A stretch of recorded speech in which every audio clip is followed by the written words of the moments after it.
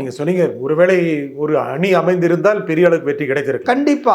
இப்போ காங்கிரஸ் தாவேக்கோட சேர்ந்திருந்தா 200 தாண்டி இருக்கும். காங்கிரஸ் மட்டும் இந்த தாவேக்காவோட அலையன்ஸ் போட்டு நின்று இருந்தாங்கன்னா கண்டிப்பா ஸ்வீப் பண்ணியிருப்பாங்க. இது விஜய் அலையா? நிச்சயமா அலை இல்லைன்னு சொல்லவே முடியாது. இது ஒரு சுனாமின்னு நான் சொல்கிறேன். அமைதியாக இந்தோனேஷியாவில் கிளம்பி சென்னை மெரினாவில் வந்து அடிச்சது பாருங்க. மாதிரி நம்ம உணர முடியல. அதுக்கு ஒரு காரணம் நேற்று கூட நான் அதை யோசிச்சு பார்த்தேன். ஒரு மாய உலகத்தை சிருஷ்டிச்சிட்டாங்க 5 வருஷத்தில். ஊடகங்கள் துணையோடு பெண் நிறுவனம் என்னன்னா ஆல் இஸ் வெல் எவ்ரிதிங் பொற்கால ஆட்சி கொடுத்துட்ருக்காரு. இவர் ராஜராஜ சோழன், ராஜேந்திர சோழன் அடுத்தது கியூவில் இருக்கார். அவர் வந்து அதை விட பிளாட்டினம் ஆட்சியை கொடுப்பாருன்னு மக்களை மயங்க வைக்க இவங்க போட்ட அந்த வலை இருக்கு இல்லையா, அதில் இவங்களே விழுந்துட்டாங்க.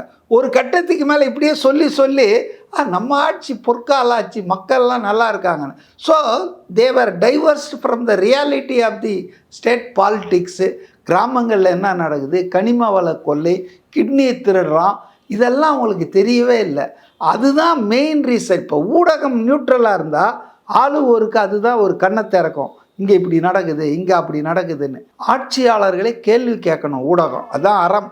அதே போல் மக்களுக்காக பேசணும். இப்போ நீங்கள் இந்த 5 வருஷத்தில் எந்த ஊடகம் மக்களுக்கு பேசிச்சு?